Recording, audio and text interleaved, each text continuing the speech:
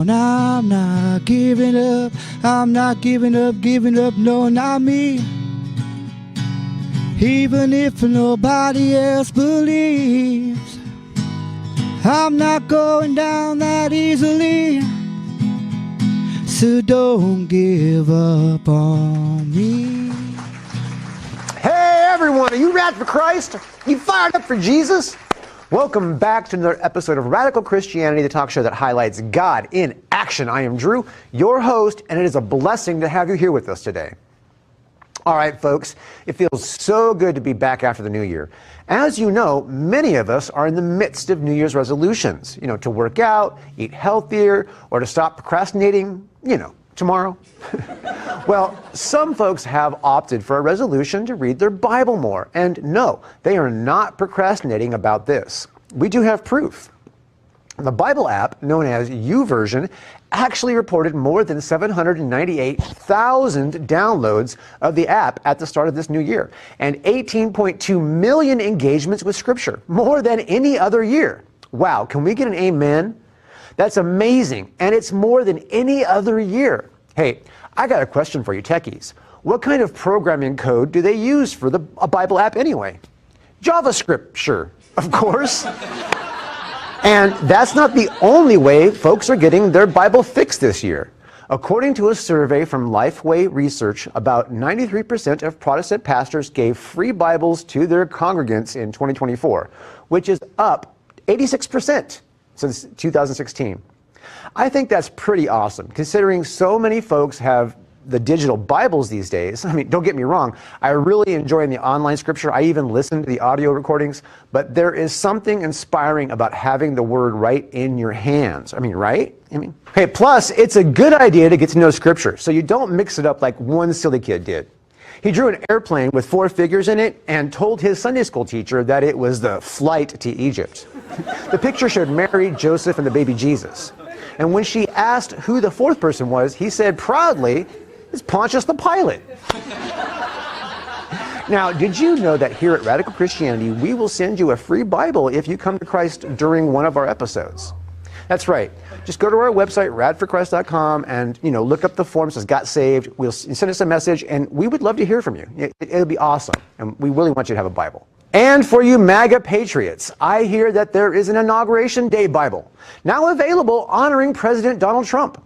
It comes complete with the Constitution, Pledge of Allegiance, and an authentic orange leather cover, and the occasional text alteration. Okay, I kid about the cover. I heard that 1 Timothy 6:10 was removed from the book. That's the verse which says, "For the love of money is a root of all kinds of evil. Some people, eager for money, have wandered from the faith and pierced themselves with many griefs." I can see why they would remove that one. Anyways, you can buy the official Trump-branded Bible for $69.99. For that much, they could have at least included the gold leaf. But hey, if you think that's pricey, you can get a copy signed by Trump himself for only $1,000. Wow, he must have used unicorn tears for the ink or something. Maybe liberal tears. I don't know what he's doing. Anyway, hey, speaking of unicorns, what do they call their dads? Popcorn. Hey, why did the unicorn cross the road? To see his neighbors. But you know what I love about unicorns? They never horse around. They get right to the point, and that's no bull. All right, everyone, that's enough horsing around. Tell me, are you rad for Christ? You fired up for Jesus? All right.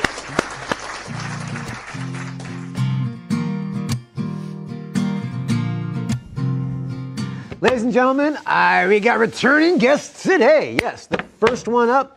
I hope that you enjoy this interview. He has been here as a regular on this show since our very first episode. So let's have a huge, warm welcome for Edward Thomas. Woo! Woo! How you doing, man? Man, good to have you back. Good to be good. So, man, this is like number 4 for you here?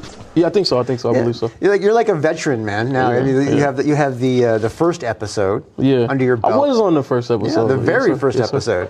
Yeah. Yes, sir. Well, it's good to be invited. I always say if I'm doing stuff like this, it must mean I'm making an impact. So, yeah. Yes, sir. Literally, like you have a building with people that go to it called Impact. Yes, sir. Yes, sir. Yes, sir. Yes, sir. Yes, sir. Yes, sir. Well, happy to be here and excited about the progress of the show. And we watch all the time and love to see what God is doing here. Yeah, I'm impressed by how much your church has grown. That's something I always have to say. I mean, it's like the first episode. You know what I mean? You came and you hadn't opened yet. Yeah. You know, we were announcing it, that kind of stuff, and then you know. Now you have what, 150 people on a Sunday? Yeah. So we're about 100, close to 180 on roll. So as you know, with Sundays it varies. You might get 70% of that, 60% of that. Them Sundays where it's 100% of that, we are running into a problem with our building. So we're already looking for something else this year, and it sounds like we're talking, 5 years into our ministry. We're a year and like 7 months. So. Yeah. God has done some amazing things so far.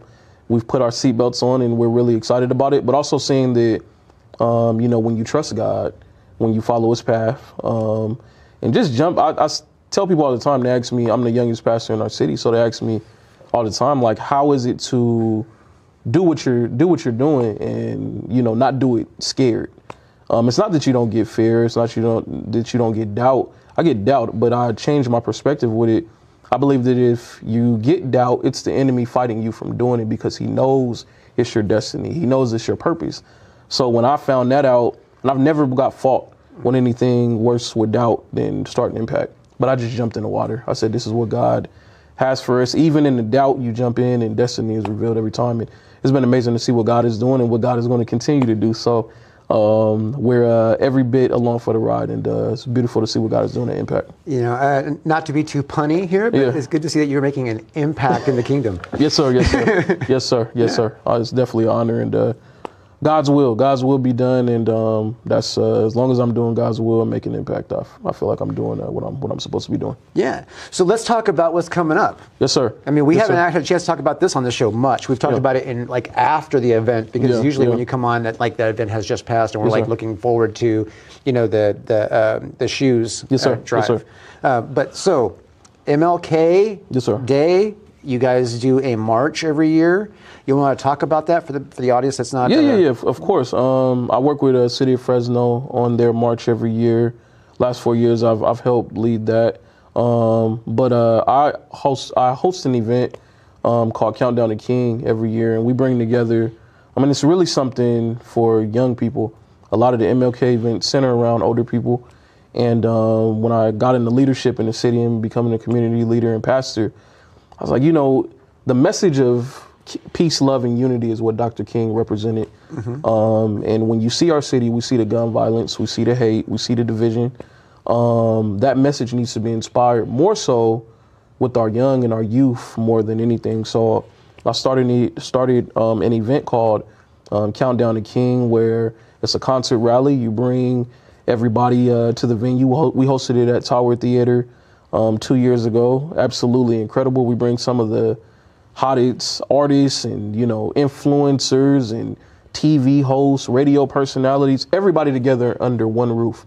And everybody's promoting peace, love, and unity. So you'll see some music artists. You're like, wait a minute, it's a country artist here with a rapper. It's a basketball team, Pacific here with Fresno State.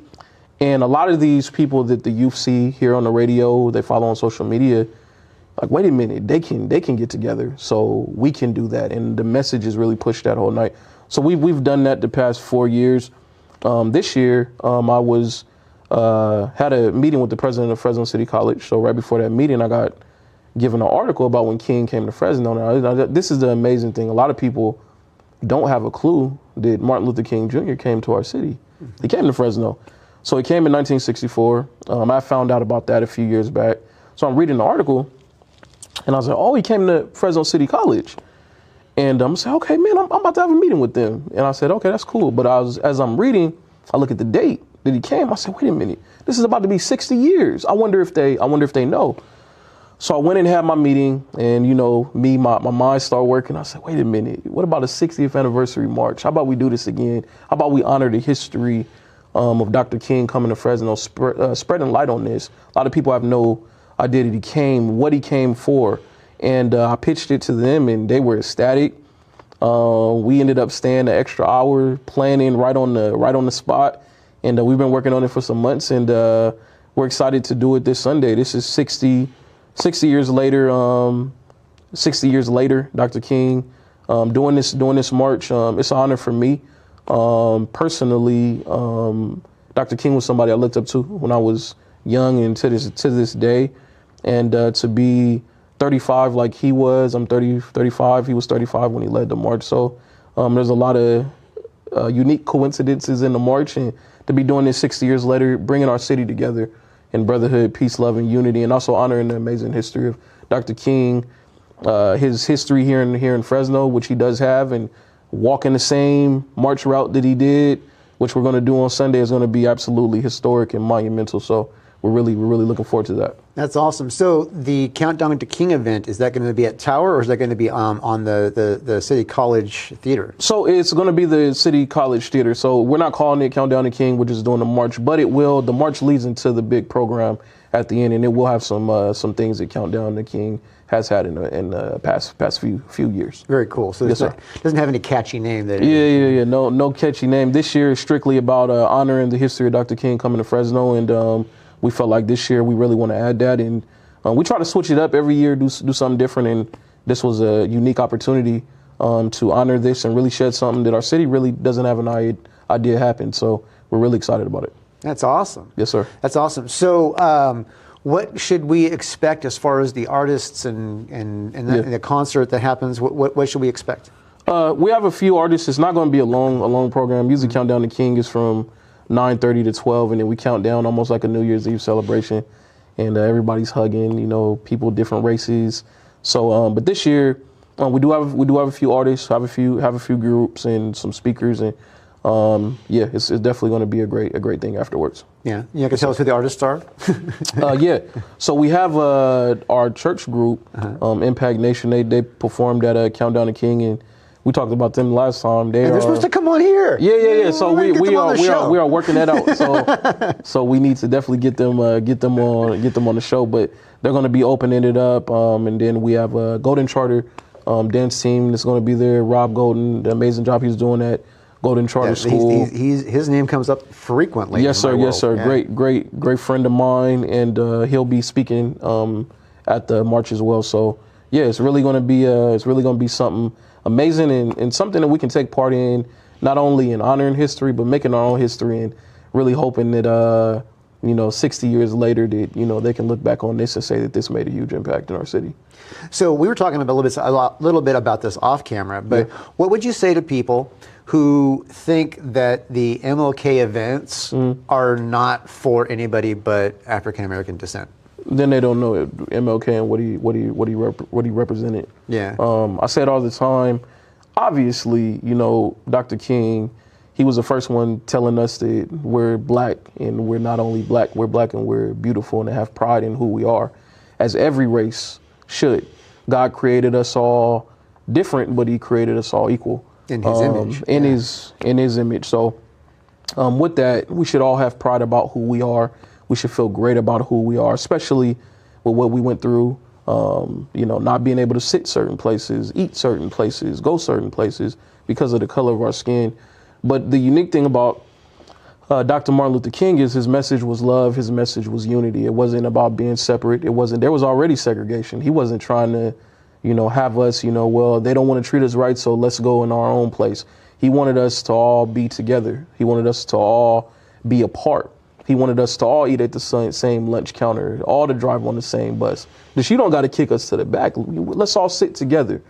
So Dr. King's message was not about us being, just there and just us. It's about us joining hands, no matter who we are, in God's love. Because when we get to heaven, all of us as Christians, it's not going to be, the white church over here and the black church over here and the Mexican church over there. It's going to be all of us together, created in God's image. So if we can really amplify that now, and that's what he was trying to get us to see, that we could all be together. It doesn't matter the color of our skin. So anybody that's wondering, come together. That's the message of it. And that's the message I try to preach every year when I participate. And I'm honored to speak at events, which I'm doing this year. And every year it's about coming together, regardless of who we are And if you're not preaching that, as far as talking about Dr. Martin Luther King Jr., you're not preaching his message.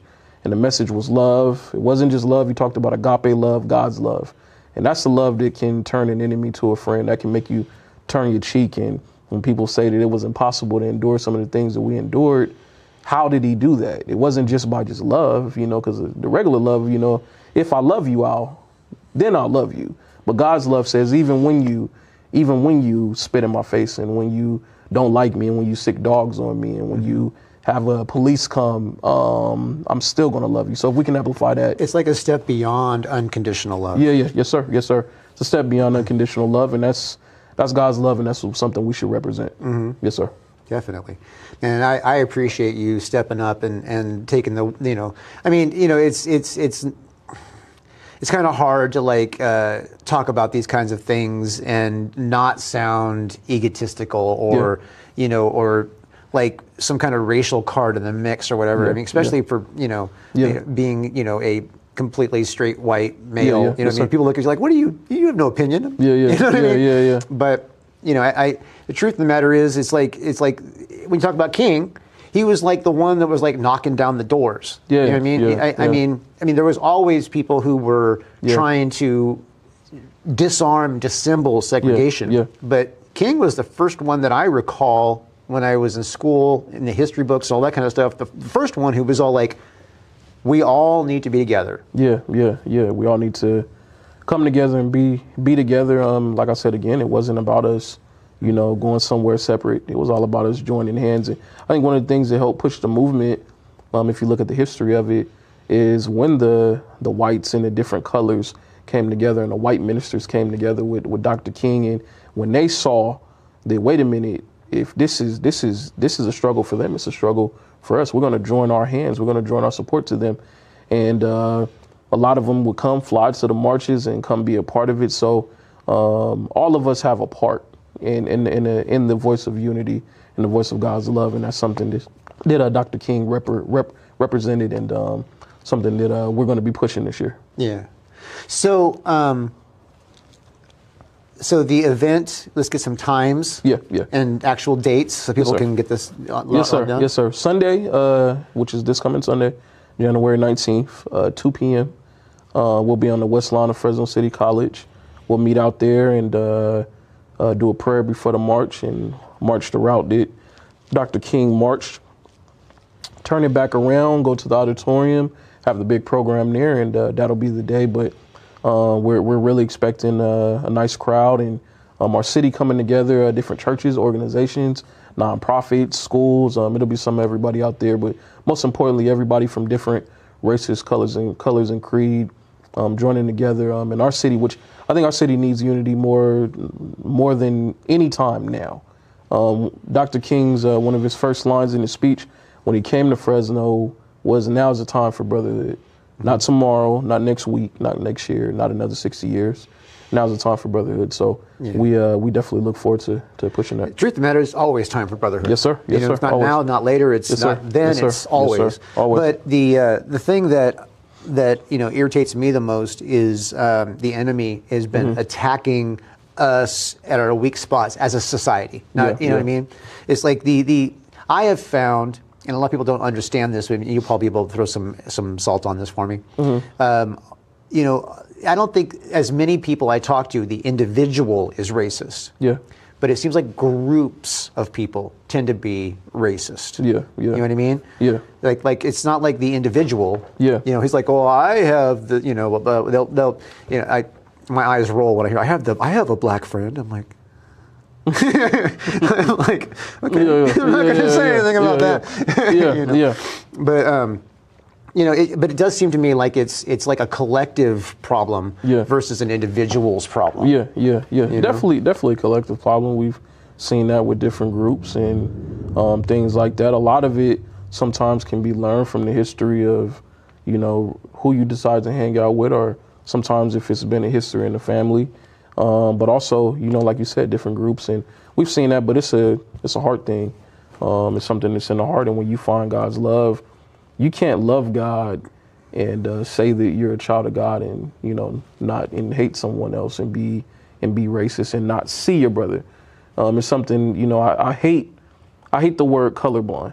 I hate that word. People say that, well, we don't see color. You see me, I see you. The unique thing about us and being God's children is we see each other, we see our differences. Well, that term, colorblind, just to like help you lock it down.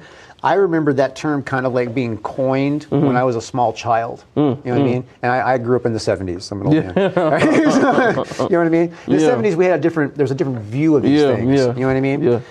There was still racism and still trying to break through understanding, but there was a lot more people who embraced it, and there was a lot of fight for it. You know what I mean? We're still on the tail, and still the shockwave of civil rights was still happening in the 70s. Yes, sir.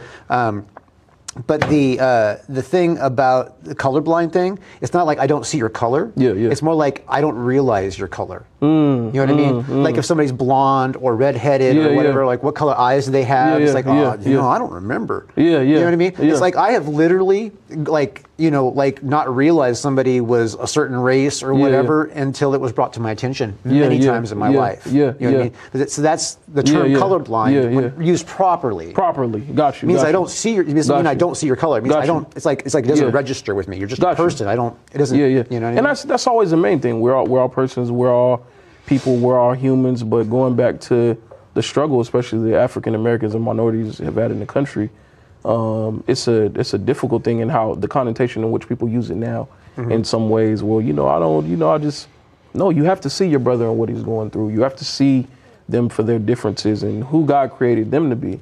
And all of us come from different backgrounds. So, I see, certain things, and we see, and when we embrace and we have empathy and we can see and feel what our brothers and sisters feel, it takes us really taking off the blinding glasses of just, we're just, well, you just know that is your brother that's going through something, and to see a struggle, to see a fight, to join their hands and say we're going to help in that is something that's amazing. And that's what a lot of the people that work with Dr. King from different races, they saw us.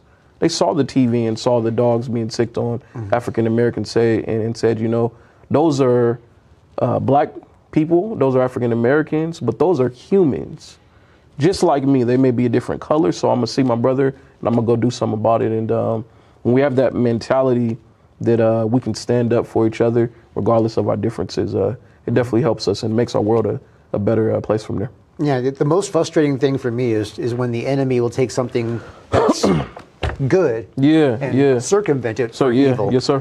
That is frustrating. And that happens all the time everywhere. More times than not. Yes, sir. And that's that's where racism really comes from. I mean, but I mean, obviously, if we want to get where does the mankind implement it? It's usually through media and politics. Politics, yes, sir. Yes, sir. You know what Always. I mean? Where it seems like the divide and conquer approach. You know what I mean? And the simplest, easiest divider is obviously skin color. Yes, sir. Because it's easy thing. Yeah, it's the easiest thing. If you convince somebody they don't understand the person next to them for some reason.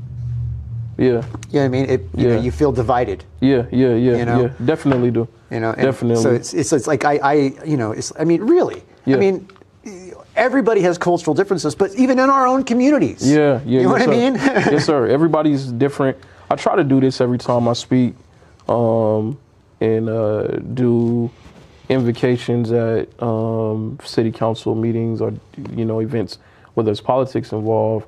That regardless of our political party, regardless of what we believe, and you might believe this way when it comes to politics, that don't mean I got to be against you or you got to be against me, and we got to be against each other. So I always try to tell them when I have those moments and that opportunity and that platform, it has to start with them.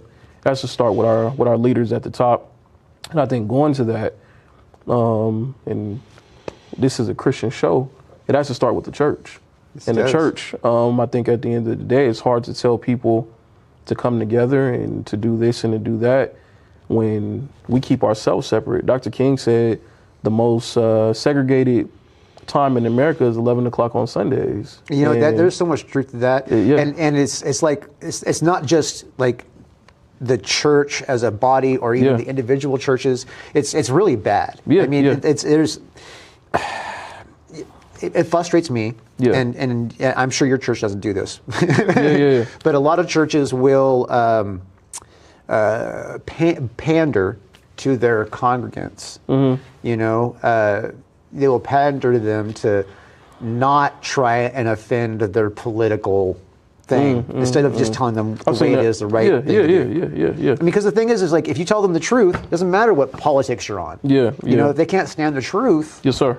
You know, that's their problem. Yes, and sir. then you need, and as a pastor, I'm sure you do it, but like I see pastors who don't come at people for, you know, for embracing greed. Excuse me. Yeah. You have to. So yeah, I've definitely seen a lot of that. But I think to the larger part, just our churches coming together. Period. You know, your church is over there, so you know I don't fellowship with them because they're Methodist, and I don't talk to them because they pray in tongues. And if you don't pray in tongues, you're going to heaven. So we don't fellowship with you. And it's and I say it's a hard thing to tell. And we want unity in the world, but we act like gangs. We act like, you know, I'll never forget. I used to work for Fresno Unified, and I was a youth pastor. And one of my students, there was at my not at my church. He was at another church. But he had started giving his life to God, started going to church. And he came, he's like, Mr. Thomas, I'm not going to church no more. It's like, what you mean? He was like, he had got delivered from being in gangs and, you know, being, you know, in those divisive things.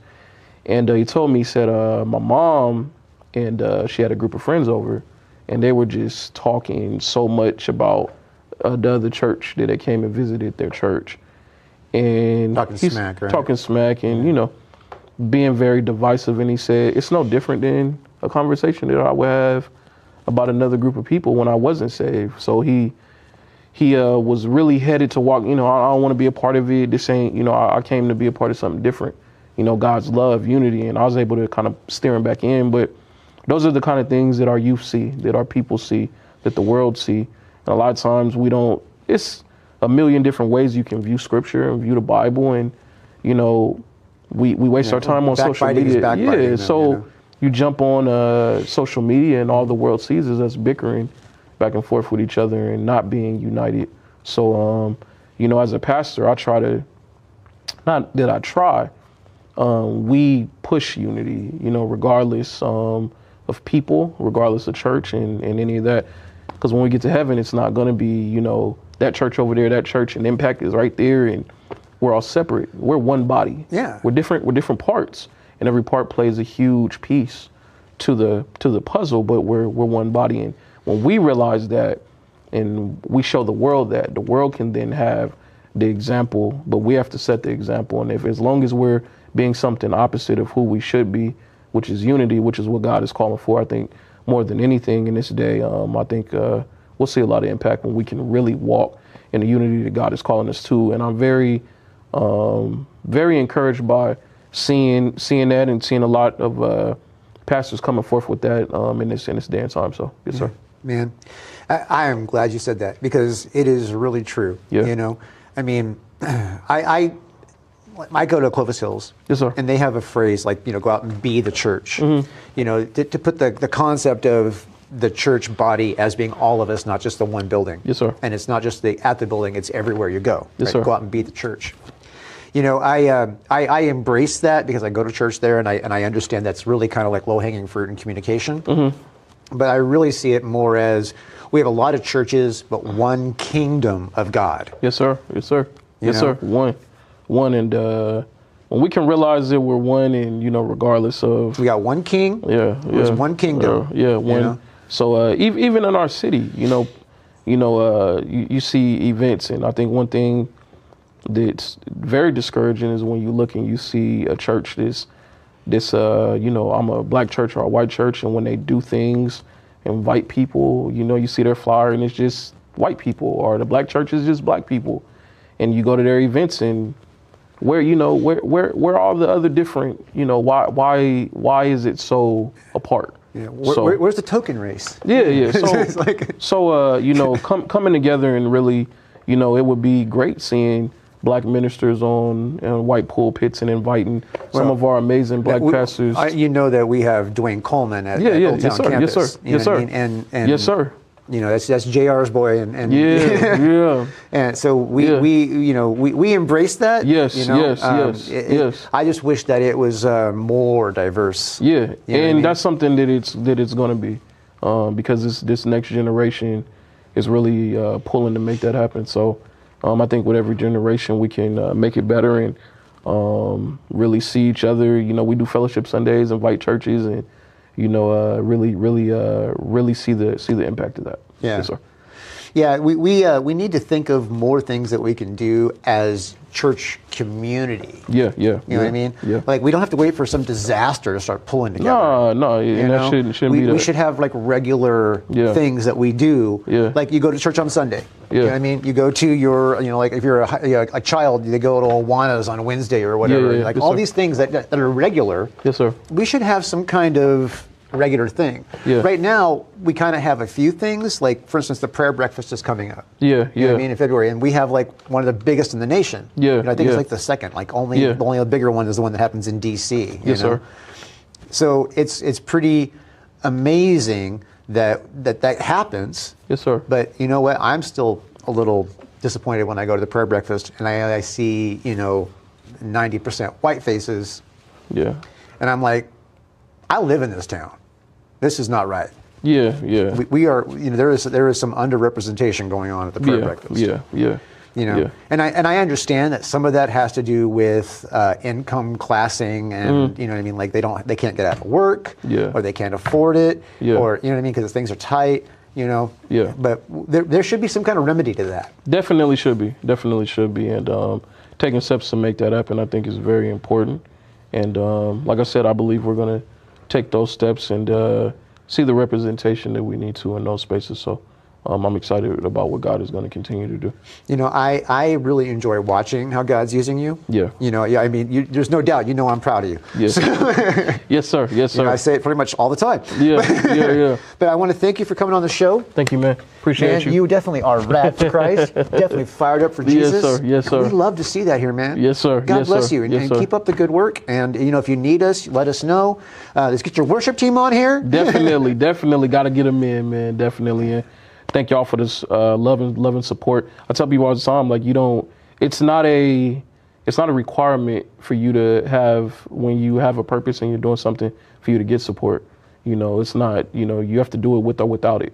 So when you do have the support, when you do have the love, it's something that I really, really appreciate. So appreciate that, man. And love what God is doing here. Hey, man, and, I've been in your corner since I met you, and that's yes, sir. it's been Yes, years sir. now. Yes, So sir. Yes, sir. Yes, sir. Thank you, man. Appreciate you. yeah, excellent. Yes, sir. God bless you, brother. Yes, sir. Yes, sir.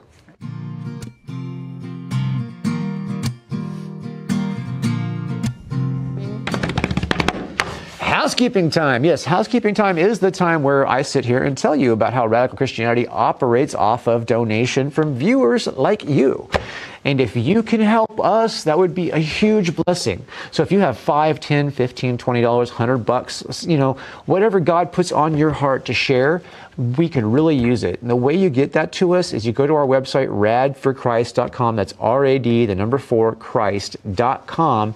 And you just go out to the top. There's a little donate link there. You click that donate link, it takes you to the Mr. E Christian Media donation page. Now, Mr. E Christian Media is the 501c3 nonprofit charity that we operate within. So anyway, with all that said, if you can't send money, I want you to understand, we're not expecting everybody to send money because some people don't have it, right? If you can't send money, maybe you can help out in another way, like you can share us on social media or tell a friend about it. Make your sister sit down and watch the show with you. Something like that. Spread the word. That really helps, right? Also, if you don't have that available to you, pray. You can pray. Pray for the show. Pray that we are able to reach more people. Pray that the messages that we're talking about are finding the right ears. You can pray that we do get from some source so we can continue to give this show to you on a regular basis. There's a lot of people that have been finding Jesus because we have been introducing him to them in a different kind of way. There are a lot of great things that are happening within the kingdom because of this show, and it has everything to do with those of you who have been helping us fund and spreading the word. So again, thank you so much. We love you. We're so glad that you joined us. Now on with the show.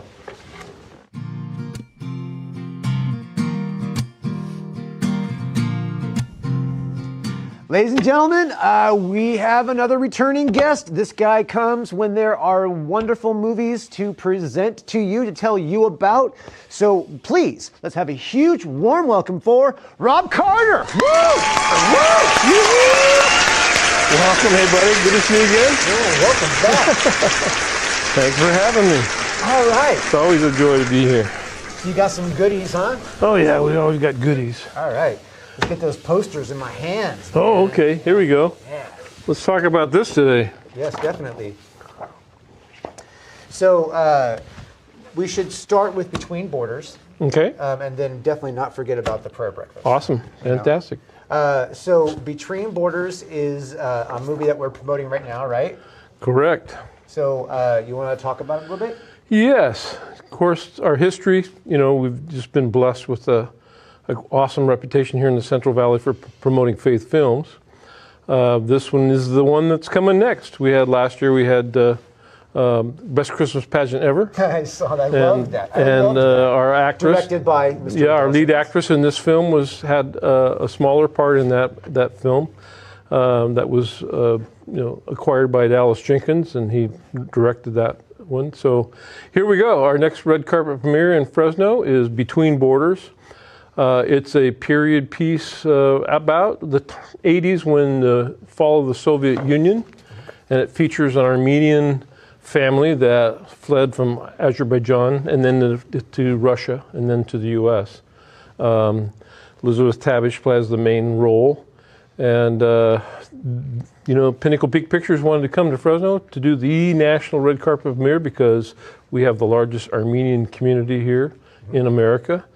And I've been studying the contribution that the Armenians have brought to the U.S., but based right here in... the contribution here is amazing. Massive. Yeah, agriculture, business. And so underreported. And I mean, I actually tried to do a documentary on that last year. Oh, really? And I was turned down for the budgeting. Oh. And I was just... You don't know how many people were irritated by that because, it's like. Well, I'm excited because we get to say thank you to the community and honor them. Elizabeth Tabish is part Armenian, so that's fun. And of course, if you haven't followed her, she plays Mary Magdalene in the TV series The Chosen. Right. If you haven't watched The Chosen yet, what are you doing with yourself? She starred in The Shift, which we red carpeted last year. We're here with Brock Heasley, a local writer-director, filmmaker. That movie started. So here. Brock will be there. We'll be at Regal Cinema on January 25th, Saturday afternoon at 3 o'clock. Got to be there. I'll be there. So the January 25th is the big red carpet event. Yes. Right, and that's the day before it technically goes. It's a Fathom release, so it's Sunday, Monday, Tuesday release, and then you know how the box office ticket sales goes. If it goes good, and got to go good here, folks, they'll extend it. If this movie doesn't do good in Fresno, y'all got to be ashamed. I'm just saying. Yeah. If it's going to do good anywhere, got to go well in Fresno. But Dave Meacham is executive from Pinnacle Peak Pictures. He'll be here. The writer-director will be here. The executive producer will be here, and Elizabeth Tabish will bring her husband. I noticed he had a role in The Chosen as well, but he's got another acting history, and so anxious to meet him as well. Yeah.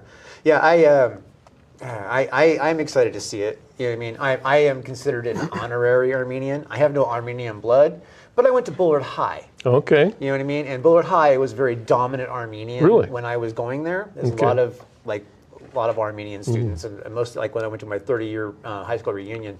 Awesome. Don't laugh at how old I am. When I went to my 30-year high school reunion, like everybody was like, "Oh yeah, Drew's an honorary Armenian." I was like, so. and then the reason why, we've talked about this on the show before, so it's not like a secret. My last name is Eash, right? But there is a Armenian swear word which is ESH. Oh, okay. Right? It means jackass. Well, find a role for you somewhere down the line. So because so they called me by that my entire high school career. Oh, really? And I was like, whatever. You know what I mean? Oh, how funny. Yeah. So they all called me Esh. I see the connection. You know what I there. mean? Versus Ish. You know. So it's like because I was a good sport about it. Yeah, it won me a lot of friends. Got away with it. Yeah. All right.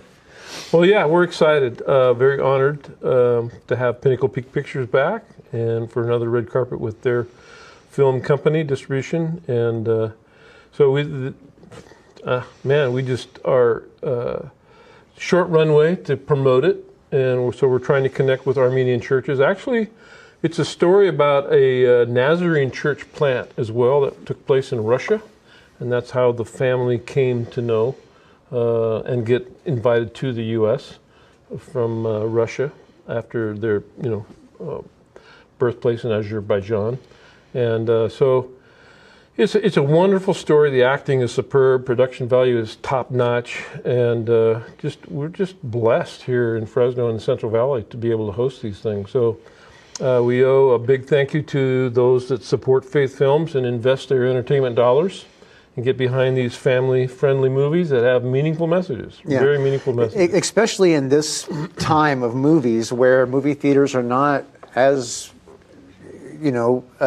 popular as they used to be. Right. I mean, it's. I can't tell you how often I go sit in a movie theater and it's not crowded, and I expected it to be. The most crowded I've been in a movie theater have been these premieres. Right. So I'm always looking at what's the takeaway as we exist to equip leaders in our ministry. What's the takeaway from this story that we can identify with the times right now? And really, it's a challenge, and from my perspective, a challenge for people to pray for and reach out to those who are displaced. Obviously, right now in California, we have a massive displacement of people because of the LA fires. Yeah. But never in history have we had so many refugees in the world than right now. Syria and of course, their history is Armenians during the 1915-1916 Holocaust against Armenian people. But I've been studying the Armenian culture clear back to Noah. Ham, Shem, and Japheth was Noah's 3 sons, and so we're offspring of Japheth. But just tracking their history has been fun to study leading up to this red carpet. And I want to appreciate more than ever before the Armenian community here in the Valley and their contribution to the Valley and to the country. So that's an opportunity to do that. But also when we're in the theater and we can talk and do Q&A with the VIPs that are coming, it's just to pray for the refugees around the world. And, refugees happen when there's persecution, when there's famine, natural disasters or war. Yeah. And on that praying for refugees, don't forget to pray for the hearts of those in political position, because politics right now is attacking refugees in a big, huge, horrible way, and it doesn't need to be like that. Mm-hmm. So pray, and then do what you can. I was watching Jack Hibbs on Facebook Live this morning, where they've just rallied a lot of support for those that have lost everything in the Los Angeles fires. So that's a good example of how we can choose to stop and not just pray, but do something from afar. Because today we can. We can send money, but we can also maybe gather a bunch of guys and go down and help, distribute food or whatever. Yeah, I mean the trailers work. Yep. So we're excited about it. Yeah. So the takeaway obviously is refugees, pray for refugees as far as the thing. What other elements that we should focus on to communicate why pastors should push their people into here? Well, I think the process, our country is made. I'm the son of a refugee, not a well, yeah, he is a refugee. My dad came from Canada. Their farm in the prairie of Saskatchewan, out in the middle of nowhere. He was born in a sod hut, and their whole farm burned down, and they fled. Almost everybody in the U.S. would say that you could be a refugee from Canada. My grandfather put up a tent in a vineyard, and they lived in the tent, and he built the house. It's on Lime Street in Inglewood, California. And there was a little airfield back then that is now LAX. So right where I was born, there's the two approaches to LAX if planes are flying right over the top. But I think to answer your question, there are refugees here in Fresno, and organizations like ESA Love Inc. They're all about seeking the needs of the poor in the community and then connecting churches to those needs. So you can go hands-on and get dirty. We've had an outreach into the Central Valley, places like London, working with youth. So we've taken youth teams down and worked with farm workers that have come, and most of them, are legal. They came here legally. There's undocumented farm workers as well in the valley, but they're human beings and they have needs. And we got to pray for wisdom for, like you said, for the politics side of it, for undocumented refugees. Some are literally refugees. They came here to find a better life. Well, some of them fled persecution or violence, whatever, or poverty, or forced gang membership, or whatever. Most of the stories are just terrible, and political spin is awful. Yeah. So definitely praying for the hearts of those in power.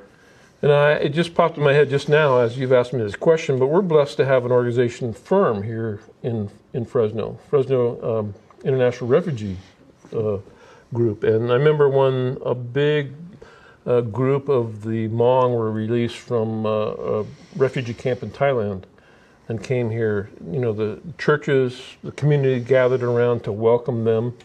And I've got some great stories. I mean, delivering furniture and food, helping these people get set up in an apartment, and they've never been in a dwelling other than, like a bamboo hut, Right. Didn't know how to do electricity or gas or... What's this indoor plumbing thing? Yeah, there's some funny stories I can't really repeat here. But it was a real joy to help these people become Americans, just like my family became Americans. I was born here, but so automatically. But my family were not Americans when they came. Yeah. Well, I mean, technically, nobody's families were Americans until they got here. Right. You know what I mean? And you think about it, it's like this is like the nation of immigrants. Right. It is. We took it away from people who were indigenous. So another thing that would this be good for is just historical thing for young people. So they can have a better feel. You grew up at Bullard. You know about the Armenian culture more than I do. I didn't even realize that. Yeah. You hear that? History teachers? Hear that? But just for young people that aren't aware of the melting pot that we are here in Fresno, there's a lot of language groups in our school system here. And so just to recognize that and learn to be welcomers, We have a huge amount of international students here as well. Yeah. So I remember years ago going to a seminar on international students, and a statistic at that time was only 4% of the thousands and thousands of international students that come here for an education, less than 4% ever get invited into an American home. So hospitality, like say Filipinos, is not our strong suit, but it could be, and it should be, especially to students, young people. Well, I mean, obviously everybody's got their niche, but I mean, the guest we had on just before you, we talked about how, we should all be more diverse and all more embracing other cultures and all just trying to get along as brothers. You know what I mean? And there's nothing more true than that. There's nothing more God than that. I have a Japanese family that lives on the backside of my fence, Hispanic family, Hmong family across the street. Yeah, that's the neighborhood I grew up in, pretty much. And typically we don't reach out to our neighbors, but it's fun to swap Christmas a meal here. This is an American meal, and they come back with some special Hmong food. Just love it. It's a lot of fun to learn about cultures that are among us. Yeah. Yeah. Well, I mean, yeah. And embrace them, and not be like, oh, well, you're different, so I can't be around you. Yeah. Right. Anyway, so everybody go see Beyond the Borders. Now, there's a website here. That QR code is the only place when you go to Fathom events. The best way to go. If you can't, I guess you can send out that QR code. This QR code is going to be visible. QR code goes straight to the Fathom event ticket for that day, January 25th, 3 p.m. But I did find it on Regal's website today. So if you go to their calendar, click on the 25th, scroll down to the movies that are coming out on the 25th, our event is there. So you can get tickets to the red carpet premiere. The Regal River Park has the reclining chairs, right? So that's cozy. They remodeled the whole thing during COVID. And those chairs are awesome. This will be our second red carpet there. We did one for God's Not Dead, We the People, and had 3 of the talent come up from LA for that event. So. Well, I'm going to be pushing for this, obviously, as I always do. And let's shift over to the exciting guests that were coming. Yes. Well, obviously, our leading star, Elizabeth Tabish, is very close with Dallas Jenkins, the creator of the Chosen series. Met Dallas years ago through when we had a red carpet premiere for one of his films, The Resurrection of Gavin Stone.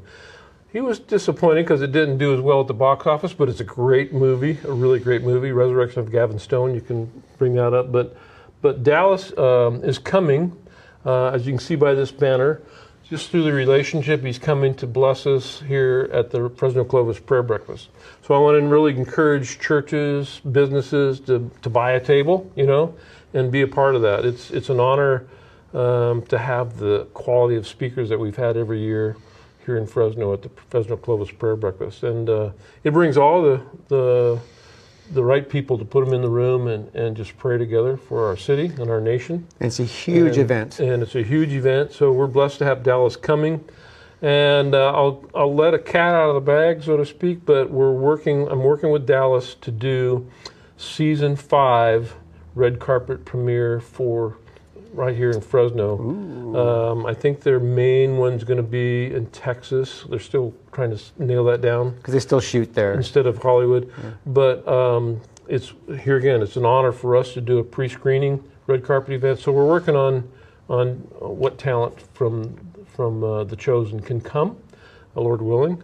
But so why Dallas is here, why Elizabeth Tabish is here for the red carpet of Between Borders, and then Dallas is here for the prayer breakfast. We can get the media in a pile and have you there and do some interviews and promote. You heard it here first. And promote The Chosen season 5. Definitely. So, and track with Dallas on Facebook and Instagram. He shared some stories about a number of cast and crew and writers lost everything in the LA fire. And so just continue to pray for that. That's kind of a hiccup in their work. But I think I heard him say correctly that one of the writers for season 6, his house was spared by God in the middle of a neighborhood that was totally decimated. I have seen a few of those. When I look at the footage, I see a house that just sits there, looks untouched, totally, and the entire house, the neighborhood around it is just decimated, like a bomb went off. That's a praise that writer. I don't know who it is, but I think that's what I caught from Dallas on the Facebook thing. But anyway, I just reach out to the website here for the prayer breakfast, and please come. And you'll see Dallas, and after that, we'll have a Q&A type of thing for the media junket for the Chosen season 5. I'm excited. It's going to be a great prayer. I mean, the prayer breakfast last year was awesome. Yeah, so, Tony Dungy. Yeah, it was a great event. The food was even decent. So yeah, it's good breakfast. Rob, we really appreciate you. We pretty much, you come here enough. You're pretty much Radical Christianity family. and as well as a good friend of mine. Thank you. Yeah. And we're really grateful that you took the time to come here and share always with a what's joy. going on. And we will definitely push hard, like always, Thank you and so get much. people to come in and put their butts in the seats. And okay, so this is not only in Fresno. This movie will be in theaters. What's the official start date? Release January 26th. date? January 26th. Sunday, Monday, Tuesday, yeah. Is the official release date. So you want to get yourself, if you're not a Fresno person, you can't be here, but like say you're in the Bible Belt, which believe it or not, the majority of our audience lives in the Bible Belt of the United States. Great. So you guys need to get your butts in the seats. You need to get your pastor's nose to the grindstone on this. We need these movies to help the movement move forward, not just so people will get saved, but that's very important. So that people will develop a relationship with God and have an understanding and an acceptance of who Jesus is socially, which is going downhill because we haven't been doing our jobs. So, And it's not easy to make a quality movie. And these guys work hard. And the better the event that we can put on for them here in Fresno, God gets the glory. We're just blessed that we've got a reputation that they want to come here. But when they do come, we really want them to experience our city and the good stuff, at hospitality. least. And really let them have a good time here. They need the encouragement. yeah. Rob, thank you for coming on again, man. man. Good to see you, Like brother. always, you're rad for Christ. You're fired up for Jesus, and we love to see you Amen. here. Cool. Amen.